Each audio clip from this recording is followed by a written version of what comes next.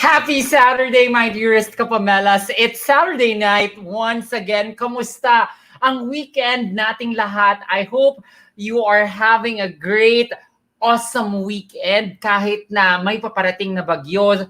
Alam kong nakakatakot because it's really a superstorm at kumbaga ay we are in a state in which we don't know what's gonna happen, but I do hope and pray that you'll be prepared for Rolly at ipagdasal natin ang lahat ng mangyayari sa panahong ito na papasok siya sa ating bansa. I pray that you'll all be safe, but in the meantime, sige, habang tayo'y nangangamba, susubukan muna namin kayong aliwin at bigyan ng isang masarap na usapan kung saan dito ay nagtatagpo tayo in an intimate, bold, and personal conversation.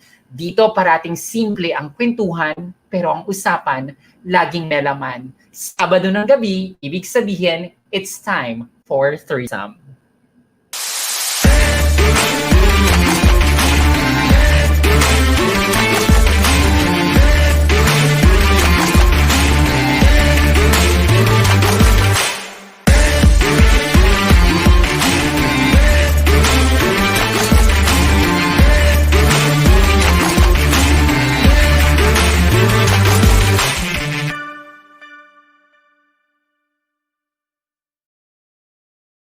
Ako po si Miss Mela Abidjan, and once again, welcome to your hopefully ay weekend Saturday habit. Dito kung saan lahat ay pwedeng magtanong, lahat ay pwedeng sumali because all of us want to learn about life. And tonight, I have with me a very special dear person because when I met this guy, sobra akong na-amaze sa energy na meron siya. I was watching him on TikTok. I encountered him on TikTok. And I was so surprised with the strength that he has. Ang galing kasi hindi niya lang ginagamit ang kanyang platform for entertainment, but the entertainment that he's giving us is somehow his way of manifesting his stand regarding socio-political issues.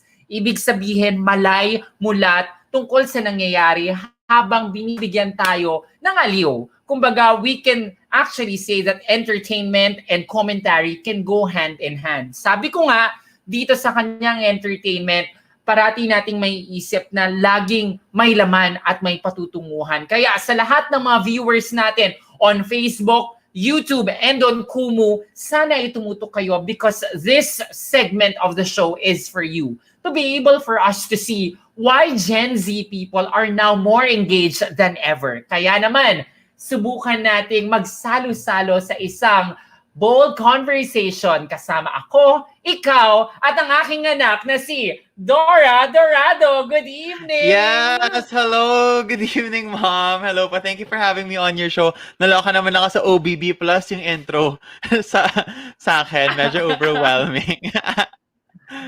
Well, you deserve it. You deserve how I introduced you because I haven't told you this, but I find you inspiring. The boldness that you're trying to display, the strength that you have, and just the open-mindedness that you have, it is courage. And we must salute that.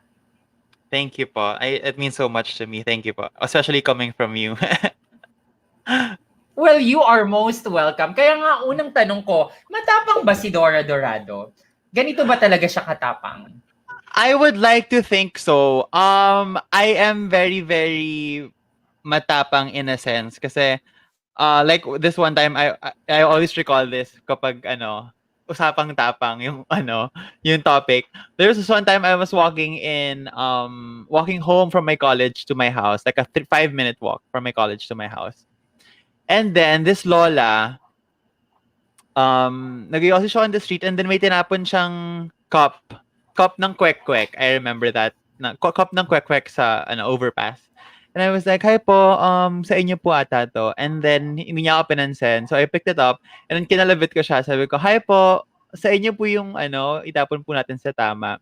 Tapos parang for me, yun yung times na you don't really realize the courage it takes to correct someone in a normal day, na on the spot, like everyone's like matapang on social media, but to actually be there with a regular person like you. Kasi you never know na parang pwede kanyang awayin, pwede she can make a scene, lalo na she was a lola, ganyan. But I am Mhm. also the same person who would not ask for extra napkins, who would not ask for, kasi nahihiya ako sa mga waiter na, oh, humingi ng extra kasi I know how hard they work, ganyan. So I'm kind of the same Mhm. person, you know? Matapang pero mahiya at the same time. When it Opo. comes to your personal needs, kumbaga, nandun yung kahihiyan. Pero when you think that this is something that we must all live by, for example, cleanliness, doon nagiging matapang si Dora. Yes po. Yes po. When it comes to things that really affect society in general. Hindi ka ba na-intimidate na she's older than you are? No naman po. Kasi parang when it's a matter of values and ideals, I don't think age comes into play. Parang age really doesn't I matter when it like comes to values. that. Yeah. Mhm.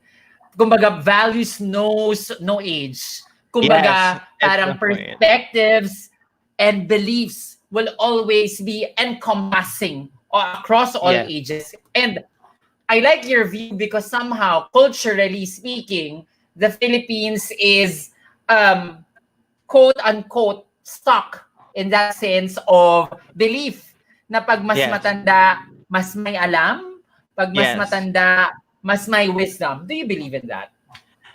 Yeah. Ako personally, I think there is wisdom that comes from experience. Gana sila kagaling mag-discern, gana sila kagaling weigh ng decisions. I think it comes with experience. Pero I always remember this one thing that my late tita told me na parang once a child raises his or her or their voice, it means that they want to tell you something na hindi mo naririnig. Kaya sila nagtataas ng boses kasi the first time they said it in a gentle voice, you didn't get the point. You didn't get yung gusto nilang iparating. And the next way for a child to attempt to reach you is by raising their voice. So, I think, and then when it comes to that, lalo na in our culture, bastos ka na. Pero innately, hindi mo naman kasalanan kung bakit ka nagtaas ng boses kasi hindi ka narinig, hindi ka naintindihan. And I think it translates then into the society and the community as a whole na kapag may isang taong hindi narinig na may kailangan mapakinggan, nagsasama-sama ang mga tao para lumakas ang boses kasi hindi sila naririnig. And I think that roots from that. That roots from that value na hindi tayo napapakinggan as children. Ang ganda nung sinabi sa'yo. Ang ganda ng pagkamulat. Kasi totoo naman na hindi naririnig. Siguro dahil kaya hindi rin naririnig, takot ding mag-ingay or takot ding Yes. itaas ang sariling boses. Kaya I guess nagsisimula ang lahat sa tapang. Sa tapang para panindigan yung boses na meron ka. And we see that in you. Kumbaga na andon yung desire na itaas yung tinig at sumama sa iba pang tinig para mas ma-amplify pa yung boses na meron ka. Kaya nga, Yes labis po. ang paghanga ko sa'yo. You're just in your 20s. Diba? Yeah. Ayan You're po. just in your 20s, but you are a strong and, kumbaga, ay unapologetic voice. Yes po. But And, I also think I also think when it ahead. comes to like being unapologetic, 'di ba parang it's a very loosely used term lalo na with our generation na parang you always have to be unapologetic with what you do, ganyan. Pero if you know Trixie Mattel and Katya from Drag Race, if you watch Drag Race, No, I don't in one of watch Drag Race. oh, anyway, I'm Oh. following their YouTube show. It's parang the only YouTube show I follow na sobrang religiously I follow that show. They said na parang, yes, it's good to be unapologetic and being you, but you have to make sure that you are a good person first. Na parang when it comes to being unapologetic, I want to make sure na even though I live the bad bitch life, I want to make sure na I'm on the right path and I listen to people. Because there will come a time, which nangyari na before, if you can remember, na magsiskew talaga. It's always gonna skew. It's not gonna be perfect. And parang for me, it's really important na I have a great support system that will allow me to make mistakes. And that gives me the leeway to be unapologetic. And that's okay. To be able to commit mistakes is a beautiful thing. I hope that Yeah. everyone who watches us right now will be able to appreciate that that mistakes are actually a treasure that we should always keep in touch with ourselves. Kasi ang dami sa atin takot magkamali. Yeah. Pero yung pagkakamaling yon ay magbubunga ng mas maganda because nandun yung room for improvement. At gusto ko na bring up mo yon. Let's go back to that time in which nasita na kumbaga ay natuligsa ang isang Dora Dorado. How did you feel in that moment that you are being challenged? In all honesty, with like how big my ego is, the first few hours of it, I was sobrang in my head. Like parang what's happening? Dapat di naman nangyayari to. It's been blowing up, ganyan. It's sobrang exaggerated na. I don't see the problem with it. Half of the people got the humor, half didn't. And parang it took some time to like diminish yung red eyes, diminish yung anger. Kasi like anger in parang parang a sprinkle of anger will awaken you, but if it overloads you, it's gonna blur your vision, right? So parang for me, the anger, the arrogance really jumped out of me. Na parang I wasn't listening to the valid points that people were bringing up. Like on like Twitter ganyan. So I rested, nag-workout ako, umalis muna ako for a while until I talked to the people who, I knew were gonna talk some sense into me. So I really appreciate that you called me up, you checked up on me. I talked to Direct Rod, I talked to my management, I talked to really a lot of people na parang there was really something innately wrong, even if hindi ko siya na-notice at first. And even though the intention was good, sana, it was still my words, my content, na pwedeng matrin, na na-interpret, and hindi siya na-interpret actually. The words I said were innately elitist nga. And it was wrong. And parang ako, I treasure that experience, and it's something na dadalhin ko until, I mean, something na dadalhin ko while I still make content, while I'm making more content, habang lumalaki yung platform ko. It's always gonna be at the back of my head screaming na, hey Dors, maybe you wanna rethink, realign, and parang I always have to think na my words and the people who are listening to me are my responsibility. So, ayun. Ang dami kong sinabi. At malaman yung sinabi mo. Ang ganda-ganda ng sinabi mo because there was a realization. And nung una, sinabi mo, may arrogance. Diba? Yeah. May arrogance doon sa simula ng mga pangyayari. Pero lumayo ka muna, dinistansya mo yung sarili mo, kinausap mo yung mga taong pinaniniwalaan at pinagkakatiwalaan mo, at nakita mo na mayroong point of view doon sa sinabi mo na elitist. And it was a realization na now na sinasabi mo na meron kang learning out of it. Diba? And we value that. We will always value the journey of learning from something na nung una hindi natin matanggap na meron ba tayong pagkakamali. Kasi defensive naman ang tao, di ba? Yes po. Oo. Are you defensive? Yes, syempre I am. Kasi lalo na when it comes to social media. Even though there were a lot of people who were very constructive with their criticisms, when you scroll through your mentions, your notifications, there will always be people who will be attacking you. And how much parang ano ba? Kahit gaano pa natin sabihin na hindi tayo nagpapa-apekto, when you see those words targeted at you, you will always be affected one way or another. Like, hindi ko alam if I'm young or if I'm new to the game na sobrang na-affect pa rin ako. Pero as of now, it will trigger your defense response. And yun yung parang iilaw sa notifications mo na parang, you're this, you're that, instead of the constructive criticism that I was seeing. So yes, I am defensive in a sense, pero I am learning to, put down my walls and get affected, magpa-apekto. Yeah, I Mhm. think that's human naman. Mhm.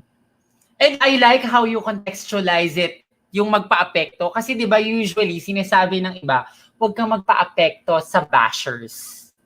Yeah. Pero in this context, parang sinasabi mo na magpa-apekto ka kasi baka meron kang ma-discover na hindi mo pala nakikita.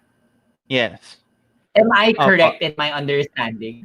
Yes, and I've been following a lot of Western parallels sa content na ginagawa ko. Of course, I'm pegging people na parang, "Uy, I like what he's doing. I like what she's doing." Right now it's Jordan Kepler from Comedy Central. And one of the things he Mhm. said na kasi nag-i-interview siya ng mga people who are counter sa paniniwala niya. And one of the things he said is the people out there who have different opinions, they actually think, they really believe that they are doing the better thing. Everyone believes that they're doing the better thing. They're doing things for the good of others. And parang ako, I wanna see that too. I wanna get to learn that na kahit magkaiba tayo ng paniniwala, we all want something better in any perspective. Kahit anong point of view, my point of view, this is better. And even if complete opposite yung ideologies mo, if you think you're doing something better, I wanna learn that. I wanna discover why. Why do you think that's better? Kasi, and andun yun sa comments na yun. Andun yun sa galit. Andun yun sa pambabash nila. I wanna know why. I wanna know I wanna know kung paano siya better. Ganon. So, andun ako sa stage na yun na parang I wanna understand.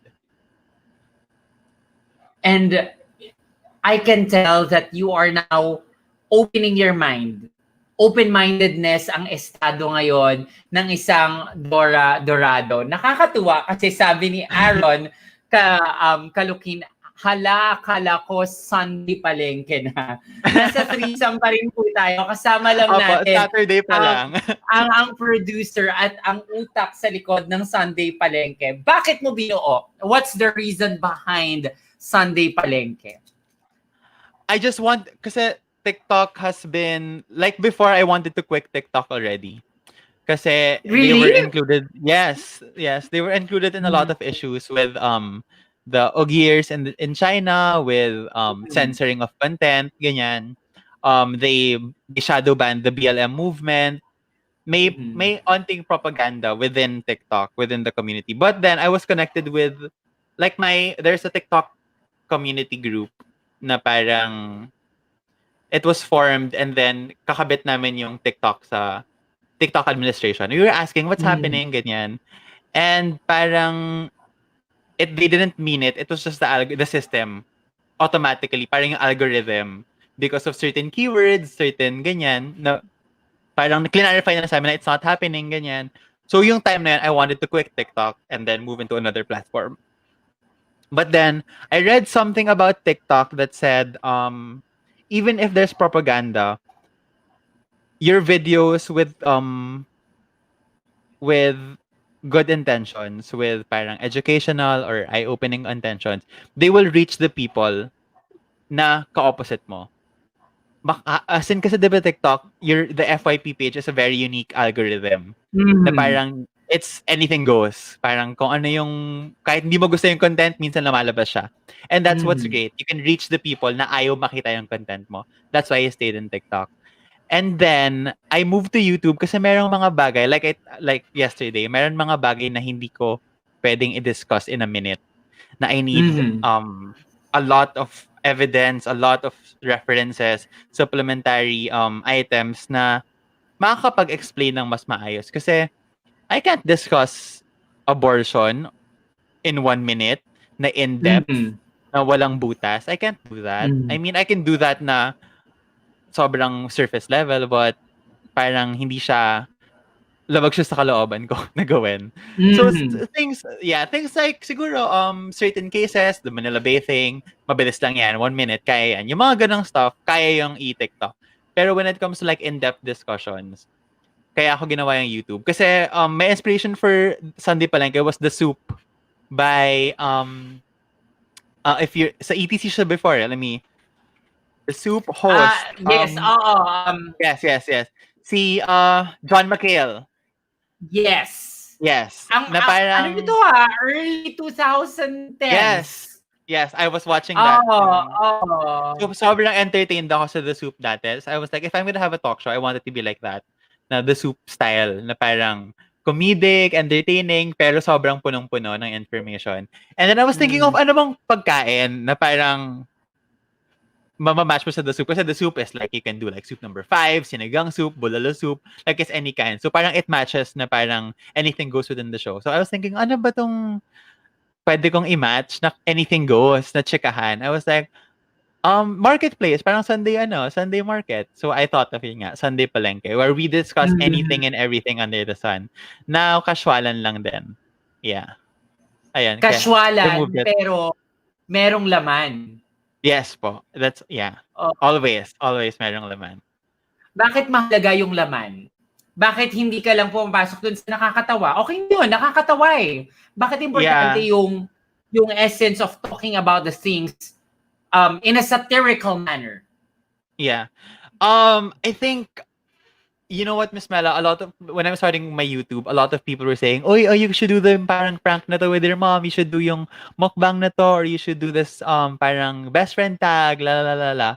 Tapos parang I was trying to do it, I really was, na parang I was trying to have fun, ganyan, pero it didn't come out naturally. Because maybe it wasn't my core, it wasn't my resolve. What's your core? Ano bang core ni Dora?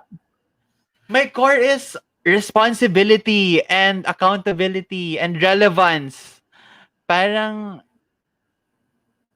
Sunday Palengke, the hours pass when I film Sunday Palengke. Honestly, it's a 30 minute show, but the content I can film is like 5 hours. Kaya ang tagal ko mag-edit. Kasi I say so much. Tapos parang I tackle 20 topics, ang na-show ko lang is 5.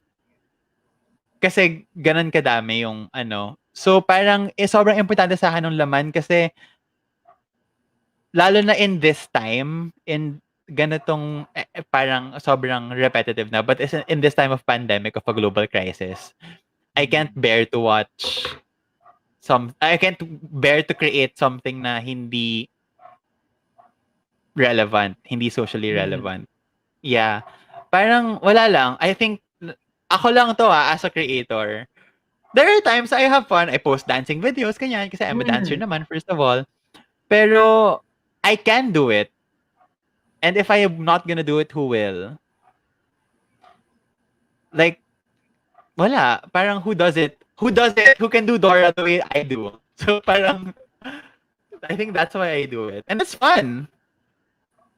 Yes, it's fun. It's fun that I think what you're trying to do is that it can happen, 'di ba? Na paghaluin natin yung fun and at the same time being focused on the things that affect us. Kasi yun yung relevance ng Sunday Palengke. And I want to show you this. Sabi ni Charlize Lopez, bet na bet ko yung recitation sa Sunday Palengke. Yes, it's really funny. I didn't know how it started, yung buong recitation thing. Si Charlize, one of my early supporters talaga from the start. Parang nangyari siya na, kasi I'm Dora, di ba? And then Dora has this thing where she asks the audience, parang, where is ganyan? La la la la la, ganyan. Tapos, I started one time lang, na parang, kasi I do it live, like you. I do this live. And then meron akong live chat sa YouTube, ganyan. And then, sumasagot naman sila. So parang ako, nilagay ko na parang every time may YouTube, may Sunday Palengke, I ask something, parang ano ba tong ganito, ganyan. Tapos everyone answers, which is really fun. Kaya sobrang nag-enjoy ako sa live chat ng Sunday Palengke. Oo nga, napaka-interactive mo. I was watching it when you invited me to be in your show. And thank you for making me a part of it. Of course, ikaw pa. Isa ka sa mga taong hindi ko maihindihan. Marami kayong mga taong magkakaya ko, at sa abot ng aking makakaya, I'll do it. Because you use your platform na may purpose. 'Di ba? Parang, I have so much respect to people creating content. Every content for me is valuable. Pero kasi ako on my end, ayoko yung paniniwala na good vibes lang ang pwede mong ihatid. Kasi ang good vibes, hindi lang yan nakakatawa. Ang good vibes, hindi lang yan yung, i-entertain mo lang sa in a sense na kailangan lang niyang matawa. Kung hindi, yung tawa niya, meron ba siyang takeaway? Yung naramdaman niya habang pinanood mo yun, ano yung bit-bit niya para mas maging mabuti siyang tao, para mas maging magaling siya, para mas merong tulong sa kanya. 'Di ba? Kasi yung laughter is a medicine. 'Di ba? Yeah. Napaka-cliche. It is a medicine. So, dapat may curing point. 'Di ba? Yung curing point, yung healing, yun for me yung pinakamahalaga. At nandun yun sa wisdom na pinaparating mo. Kaya, ako, I don't know if you'll agree with this. I hate it when I hear content creators say, hindi po ako makikialam sa usapang political or anything related to news kasi ang gusto ko lang po ay good vibes. Maghatid ng good vibes. Do you agree with that? I don't, pero in a certain extent, I don't, kapag sinabi, they innately said that, na parang, hindi ko gagawin yan kasi kunyari, for me, like, kunyari lang, pre-pandemic, they entered the contract na dapat no political muna for 6 months, ganyan. So ako, siguro in that sense, sige, because it's your livelihood. Pero if wala kang sasagasaan, wala kang kontrata, you're not gonna lose jobs because of it, I think you should use your platform for what you think is right, no matter what it is. Hindi tayo dapat magkapares ng view, pero if it comes to a crisis, an issue that affects everyone, and you have the platform, you have people listening to you, kaya tinawag na influencer, how much we want, kahit gano'n natin ka-indifferent sa term na influencer, kaya nga binansagang influencer kasi people are influenced by you. And you should use your platform for whatever you think is right regarding socio-political issues. Kasi hindi pwedeng gumuguho na yung Pilipinas, lumulubog na yung Pilipinas, tapos gaming pa rin or pranks pa rin yung gagawin natin, right? We have to save each other. Yes. Na kailangan nakikinig ka sa signs of times. 'Di ba? Yes. Nakikinig, naka-align ka doon sa kung ano rin nangyayari sa iyo. Kasi halimbawa, doon sa content na kine-create niyo, I like it when nurses dance, when doctors dance in the hospital. Yeah. Kasi parang sabi ko, in fairness dito sa mga nurses and doctors na ito, kasi ang nasa frontline sila, diba? They still manage to be able to just perform. Diba? So, nadadivert din yung kanilang attention. And in a sense, nandun yung essence of humanity. So, I like how you framed it, na parang you have to be able to be in touch with what is happening outside of you. Kasi bahagi yun ng growth mo as a content creator. Sabi mo kanina, you are a great dancer. And I saw that you danced for Morissette. Yes, I did. Paano nag-start? Paano nag-start na maging mahusay sa pagsasayaw si Dora? Since high school kasi I'm a very athletic person. I started with sports talaga. I did basketball, volleyball, football, I did lawn tennis. I was table tennis champion for Melo when I was grade 7. And I started dancing in high school mainly because of my cousin. I was super amazed. I attended some dance event, Sketcher Street Dance. And then from there, doon ako nalulong, doon ako na-addict sa pagsasayaw. And then with the grace of good coaching, grace of tamang platforms, tamang competitions, doon ako nag-excel. And then I did G-Force for 6 months when I was in college, but it wasn't for me. The format wasn't for me. And then I stuck with my team. We competed all around the world. And then, the opportunities came. I toured with Kiana Valenciano. I did a lot with Morissette. I've backed up for a lot of Filipino artists na hindi lang alam nung new fans, kumbaga. I don't want to sound cocky, but new fans na sumasayaw talaga ako. I'm not gonna be modest. I'm a really good dancer. You are a good dancer. I mean, I was watching your dance videos. My God. Hindi ka lang gumagalaw. Umiindak ka, Dora. Yeah. Thank you. Oh, Yeah. parang, Something I'm very proud of. yes, and I'm a frustrated dancer. I mean, if I only was given the talent to dance, I can move. Diba? I can move along the beat. But, kumbaga parang frustration ko yan. Kaya yung early TikTok videos ko, frustrated dancer yung effect. So, sayo-sayo lang ako ng kung ano-ano. Pero, but it's fun dancing, right? Yes, it is. Ikaw, what does dancing bring you? Ako, different naman. Like, play a song, I could like dance to it talaga. Like any song, I will dance to it. Parang sobrang I can't survive a day without music, ganyan.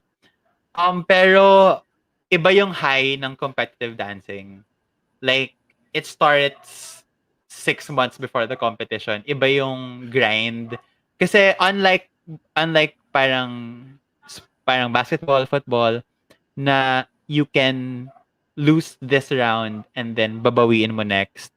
You have 60 minutes to make your game. You have 45 minutes to make your game. You have best out of 5, best out of 3. With dance kasi, you train for 6 months for 2 minutes on stage. So, iba yung klase ng grind, iba yung heartbreak pag natalo ka. Iba yung high when you know you had the perfect run. Like, parang gymnastics and yung performance sports, kumbaga. Iba yung high ng performance sports compared to yung ball sports. 6 months for a 2-minute dance. Yeah. And then you invest hundreds of thousands. How hard is that? Yeah. Diba? Yeah. And parang, honestly, you will know na when kunyari, you enter the space, you already know if you're gonna win or you're gonna lose. You already know right then and then. Hindi pa nag-start yung competition. Pag tapak mo backstage or sa event itself, when you step there, you're gonna know if you're gonna win or not. And you will know. Like parang ako, alam ko na naman nanalo ako today. Alam ko na matalo ako today. How do you handle defeat? There was just one time na I didn't accept it. Kasi I knew it was politics. And then, any other time, I'm grateful. Like, one time, we were defending champions going back to the World Championships. And then, we were called, first, you're called for bronze. And then sabi ko, oh my God, thank God, nakapag-bronze pa tayo. As in, ganun na yung mindset ko. Kasi you actually know if people are better than you. Hindi mo siya, like, dance isn't something na madadaya mo. Kasi, if you didn't train hard enough, if you didn't think hard enough, it's gonna show on stage. And, ang daming genius na choreographers sa ibang bansa. And you're just gonna know. So parang ako, okay, yeah. The last time I competed, we placed 6th. And ako, entering the finals, I was like, panalo na ako. If you don't podium, okay lang sa akin. Pero kasi may mga days na, no, I made time na we placed 7th, but I knew we were supposed to be first. So yun yung sabi ko talaga, no, hindi ko siya tatanggapin. Hanggang ngayon, dala-dala ko siya. Na, it was 4 years ago? Until ngayon, hindi ko siya tinatanggap. Na parang, at that point in time, I knew we should have won.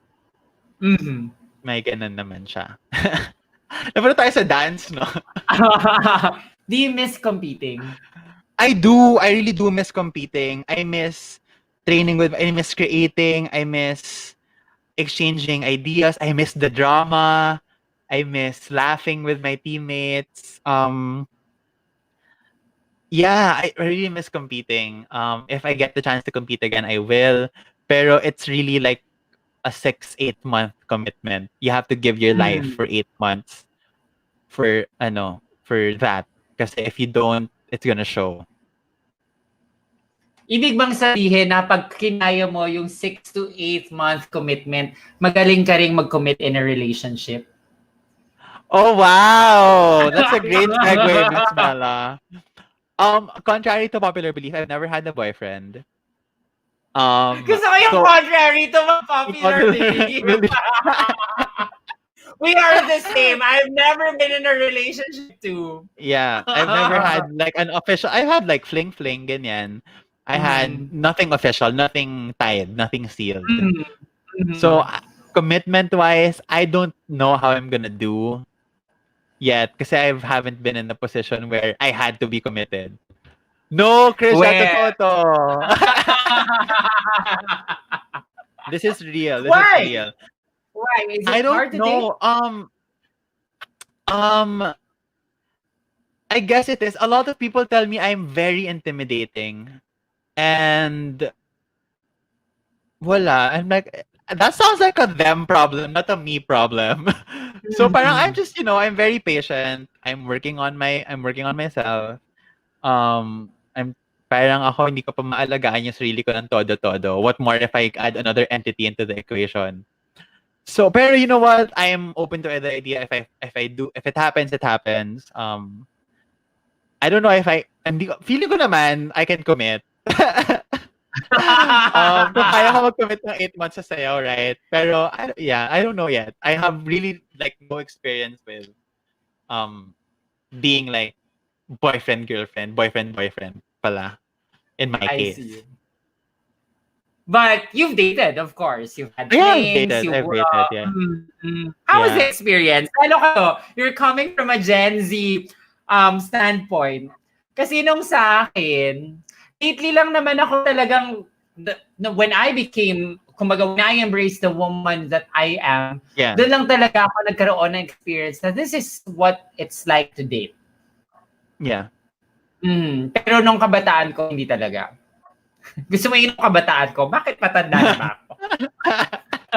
We're so young. Hello. I'm 33. I look 25. 25! Yeah. How, kung i-date ka, or kung di-date ka, paano yung experience na yun? Ako, I'm a super forward person, and I don't like beating around the bush. I mean, I beat around the bush all the time, but I don't wanna beat around. Ayoko na ng small talk. Parang I want like straight to the point. What do you want? Gets parang I need someone who's like a strong personality too.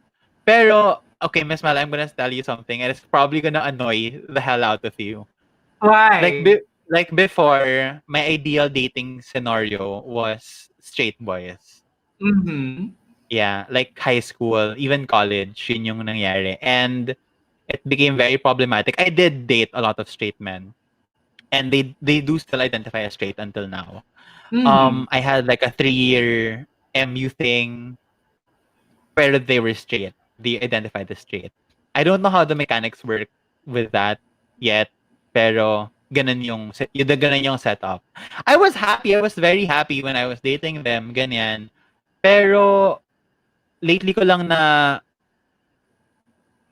realize din na parang when I graduated college na parang that's a very unhealthy mindset. Na parang that's just gonna destroy me in the long run. And so parang I don't know where it rooted pala na parang I wanted to date straight. Mm-hmm. Parang hindi ko pa siya na-unfold kung bakit ganun bakit ganun yung nabuo sa mind ko na I had to date straight. And I Until now, I can't don't wait know. for you to uncover it and to learn it. Yeah. Because you know what? There's nothing wrong about it. There's nothing wrong about that notion because it stems out from an experience. And when you realize na parang there is more to dating straight men, mas nag-grow ka. Diba? Yeah. Parang we can't fault you for thinking that way. Diba? Now that I am an LGBTQ plus advocate, doon ko mas natututunan na hindi masama kapag meron kang preferences. Diba? Hindi masama pag meron kang preferences. Ang masama kung yung preferences mo will make you discriminate others. Yeah. Diba? Parang, ngayon, sana mas lumawak na ba ang preference, Yes. Dora? Yes. Yes. Dami ko ng crush na buddy ngayon. Marami na akong crush na femmes ngayon. Name Which three.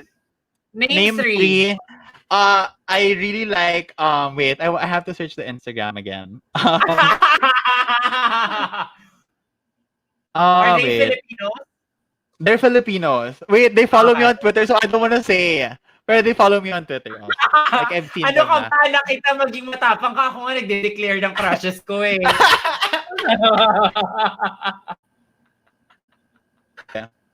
Some. I like Jadu Ligan. I don't know if he's if he's gay, but I've seen him now lang. I recently followed him but he's gay as well. And I gave my number sa Twitter. Sabi ko, text me. Wait, let me see. I like Migo Maalev. He's Filipino but he's in Italy right now. I like what's his name? Oh my god, I can't find him. I'm literally scrolling. I love it. I love it. Yeah, Miles Blue. I like him too. There, he has 16K. see. I think you know him. Miles Blue? Yeah, he's cute. Let me check later. I'll let you Yeah. know if he's cute. At kung mabait siya, ay di fight ako, sasabihin ko sa'yo, anak, sige, go. Go forth and conquer. Ayun. So, ayun. Matapang ka sa pag-express ng opinions mo. Are you also brave confessing your feelings? Yes! As you've seen naman, diba, nag-declare ako ng nationwide love for Richard 1. I know! Doon nga ako patutungo.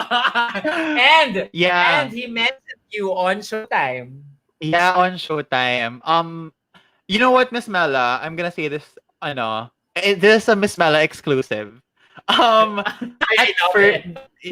did do the first couple of things like full heart, like parang what do you call this, as in full on talaga, like I was all in, all out, and then all out, and then parang wala akong pakialam, gagawin ko to, ganyan. But parang I was in deep thought again one of the nights, parang what would am I coming off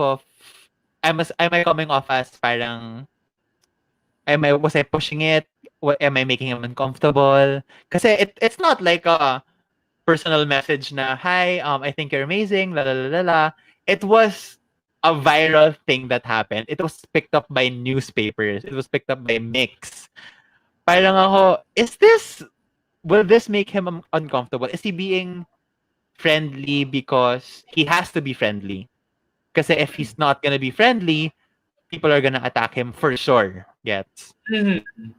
So parang I was at the point na parang, wait, am I forcing his cards? Am I parang forcing myself into his life? Kasi nga, it got like hundreds of thousands of views and people were in on it. There were hashtags for it na.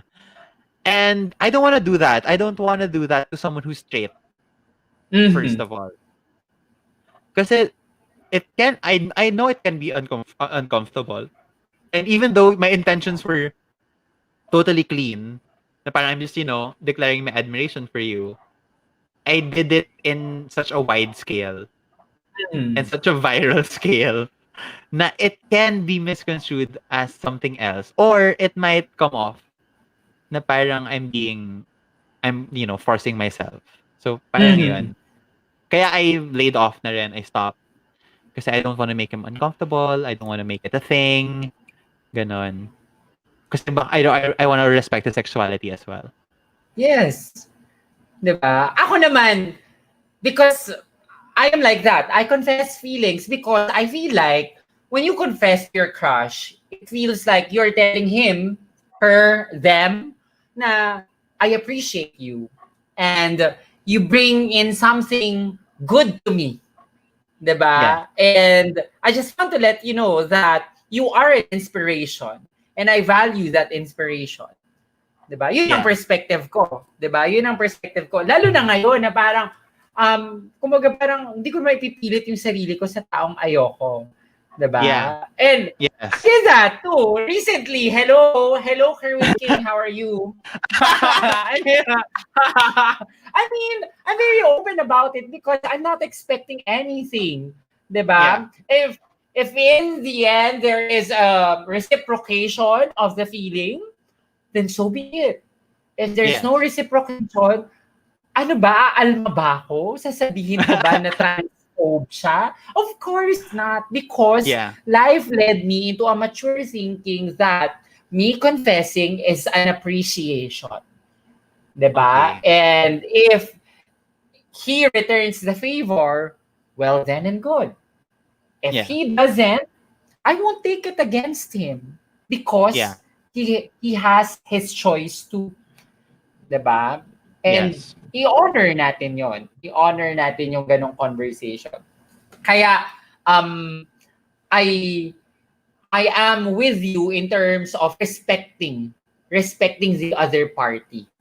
'Di ba? Yes. Nandun tayo dun sa paggalang kung ano yung standpoint nila. No Yes. boyfriend since birth, si Dora Dorado. Frustrating ba on your end? No naman kasi I have an active sex life. So I I'm love fine it. pa.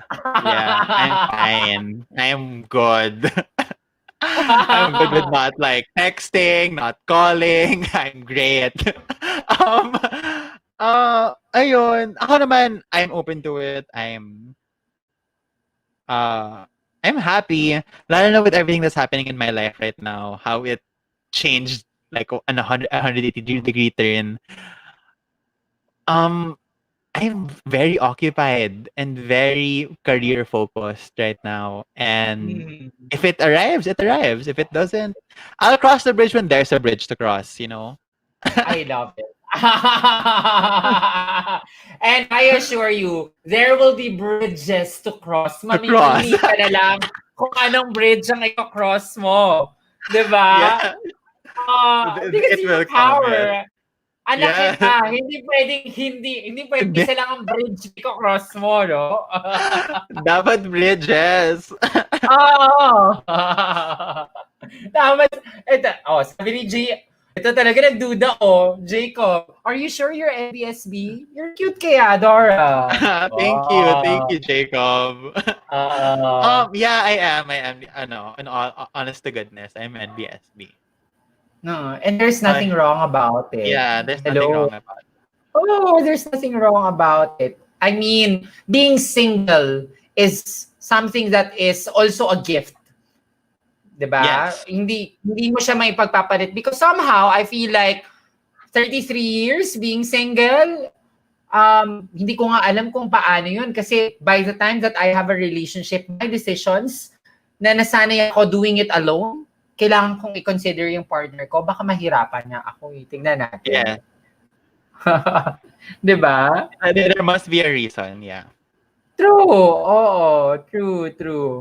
Sabi mo dun sa isang TikTok mo, but I know this is in line with your kumbaga project. Sabi mo, there are times that you don't feel beautiful. As pinakita mo si May Yeah. Mendoza.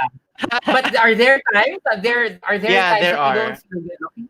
There are. Like parang there are times I want parang I feel parang I woke up na parang this is my best day. Parang I don't wanna show myself to people. Ganyan. There are days like that. Na parang yung imperfections sa face ko parang ba't parang ang saya-saya niyo today? Ang saya-saya ng imperfections today. Parang gano'n. Kaya, yeah. Tao lang din, gano'n. Pero Oo. there are days talaga na gandang-ganda talaga ako sa sarili ko. Kailan yung moments na yun? Dalhin mo kami dun sa moments na gandang-ganda ka sa sarili mo.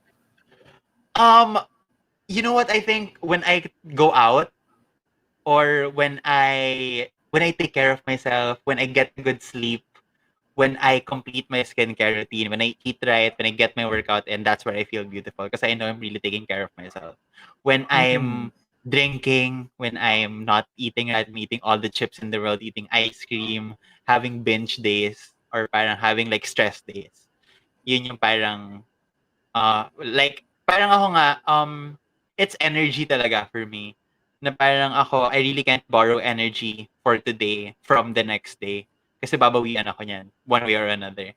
So if today hindi ako matutulog ng tama, there will be consequences the next day. So parang the days where I do my responsibilities to myself are the days I feel beautiful. Oh, ang ganda. Ang ganda ng pagkakasabi mo. Diba? So nakatulog ka ba ng maayos today? Yes! And nakapag-workout ako. I did a lot today. Yeah. Kaya, I'm in a good space.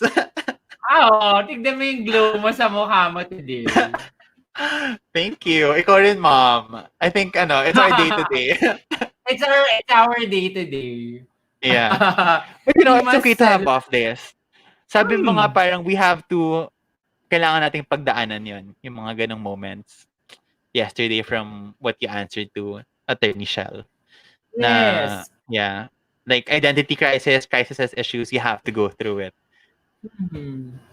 I think somehow, ako kasi, for me, every single feeling defines you as a person. Kaya, di ba, nakalimutan ko na naman yung pangalan ng pelikula na puro emotion. Si happy, si sadness, si anger. Inside Out. Inside Out, yes. Yeah. Doon mo talaga makikita na lahat ng feelings are good and it will make you feel that you are a person. Yeah. Diba? When there's something, an achievement, when there is an achievement, be happy about it. When there is a loss, be sad about it. Diba? When there is something that should be criticized, be angry about it. Diba? So, emotions matter. Diba? Kaya, super. For me, hindi nag-work yung maging positive ka na. Hindi pwede. Hindi pwede. Yeah. Oo. Kailangan damhin mo parati na nalulungkot ako. Opo. I acknowledge that. At iaalok ko yung sarili kong umiyak today at iiyak ko yan at kakain ako ng champorado at ng ice cream. Yeah, kasi if you carry it talaga, wala, ikaw rin yung talo sa dulo. True. Diba? So, always go through the experience and parang life is always a roller coaster naman talaga. Diba? Yes. Pag papunta ka doon, nakakatakot. Pero pag narating mo yung peak, go laban. Pag pababa ka, sige, go i-enjoy mo lang. Yes. I agree. And wala, hindi siya naiiwasan talaga. Hindi pwedeng palagi kang nasa taas. Bilog, sabi may kanta yan nakalimutan ko na. Bilog ang mundo? Yes. May kanta din ng Aegis dyan yung parang pag nasa taas, sana ako'y nasa ibabaw naman. Yes! Yeah. Ngayon ako'y nasa ilalim, sana ikaw ay sana bukas nasa ibabaw naman. Nasa ibabaw naman, yes. Oo, di ba? At there's always a possibility na laging ganun, di ba? Pag nasa taas, ikot-ikot lang naman yan What are you excited about the future? I am excited about how we're gonna return to the real world. How people's mindsets have changed. Meron ba tayong trauma na na-experience dito na dadalhin natin sa new world? I'm excited for how content creators will translate into the new world, lalo na yung pandemic content creators. Now, how will we translate kapag new normal na ulit? I'm excited about everything that's happening in my career. Kasi my perspective is when sila Kian got me, they exposed me to like a lot of doors. Parang ako, tara, sugurin natin lahat. So, we're making songs, we're making art, we're making dance covers. So, I'm excited for all of that. I'm excited to vote on 2022. I am very excited to vote. I'm very excited to campaign for whoever will best represent us in my perspective. So, yun, I'm excited for life. Parang, you know what, honestly, I think we all go through this na parang we arrive at 24, 25, and we already think na by that 25, 26, I'm gonna have it figured out, I have a plan. I have a stable plan. It's gonna happen. And then now parang, oh, what am I supposed to do right now? Parang ganon. What am I supposed to be doing? And I'm excited for the uncertainties. I'm excited for that. I'm excited for the choices I have to make, the choices that will make and break me. I'm excited for everything. That is so good to hear. Ang saya-sayang pakinggan ng isang excited sa uncertainties. Merong isang interesting question dito from Axel Beltran because her name is Dora. Diba? And we know that Dora is an explorer. Do you have a life map? My life map, how my life map looks like is I have end goals. I wanna make my parents happy. I want to give them a very relaxed retirement.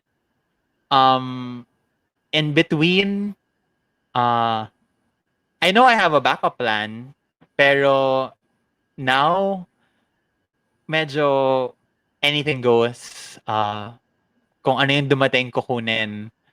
And then, kapag there will come a time na magko-close yung showbiz side of things, I know I always have my talents to rely on. So, I guess I do have a life map. Pero, yung merong in 1 year ganito, in 2 years ganyan, in 3 years ganito. Wala akong ganon. I don't think I'm I want uncertainties nga eh. So I don't know how I'm gonna do the like certain 1 year ganito, 2 year ganyan. Yeah. But you are assured of a bright future because you are talented. You can dance and imagine you can create clothes. You can Yes. sew clothes. Diba? Yeah, I answer one of the basic needs. Exactly. Clothing. Are you still doing it? Yes, I still am sewing. When I have time, I sew ganyan.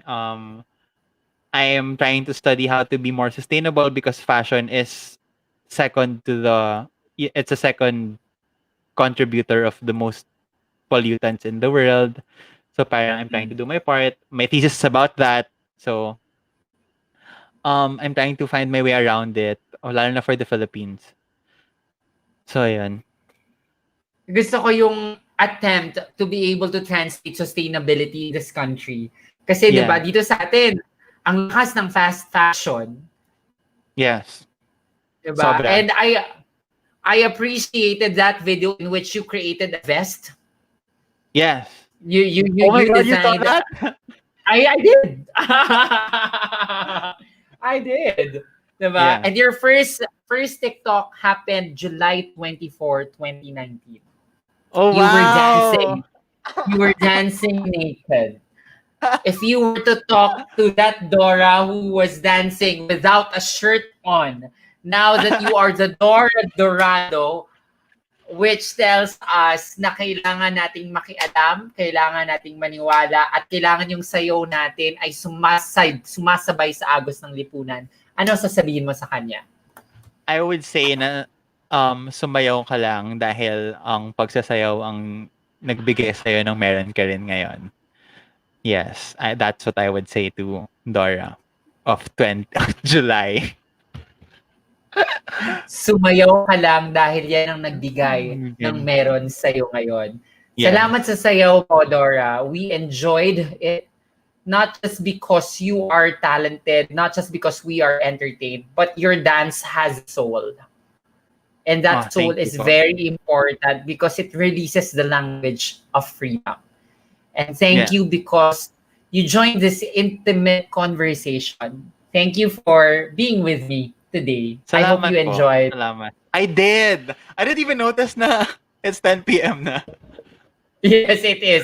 At sabi ko nga, I won't keep you that long kasi alam ko your time matters to you. But if there are 3 things that I have learned from you is one,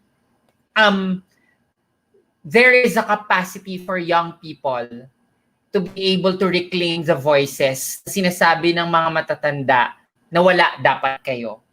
Dapat lahat ng tao ay may boses, mapamatanda, mapabata. And you told me that experiences are key things to wisdom. A child has experiences. And that kind of experience will also translate to wisdom if we just allow them to speak and listen to them. And you are an epitome of that.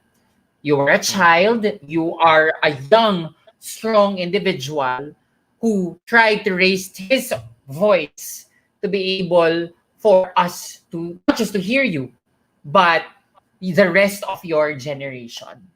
Number two, I like how you enjoy dancing. And as I've mentioned, dancing is freedom. Diba? It Yeah. allows you to just to move and feel the music and feel the rhythm and just go with the flow. And whatever happens, you create something. Art. And that leads me to number three. Your art is powerful.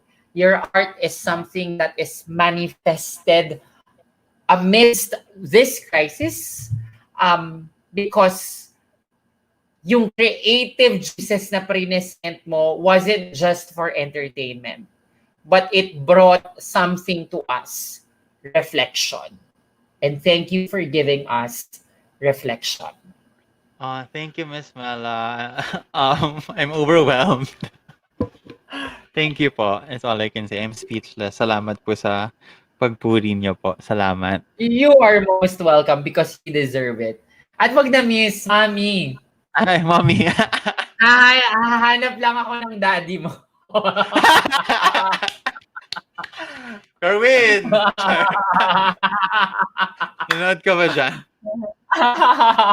Thank you po for having me on your show, Mom. Thank you po. Salamat for having me here. Anytime. It is a pleasure and thank you for saying yes. At maraming nag-hi Always. sa'yo, gaya ni Pibo. Hi, Pibo! Hi, Mars. Mag-zoom I miss na ulit you. tayo. At syempre si Robin at si Charlize. Diba? Si Charlize Ayan. na andyan. Thank you, Charlize. Hanap lang ako ng daddy. Bakit ako kinood? Pero maraming salamat sa lahat ng mga nanood ngayong gabi sa Facebook, sa YouTube, and sa Kumu. Thank you for spending an hour of your Saturday with us. I hope you were able to see how strong this person I am with today. Dora is such a powerful imagery to children because Dora is an explorer. And this person is also something or someone that manifests that type.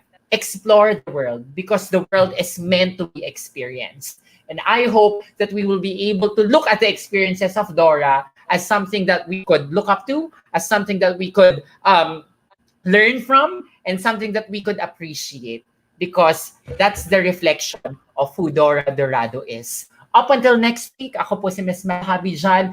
Hanggang sa susunod na simpleng kwentuhan pero ang usapan Melaman, this has been Threesome. Enjoy your weekend, everyone. Bye! Bye!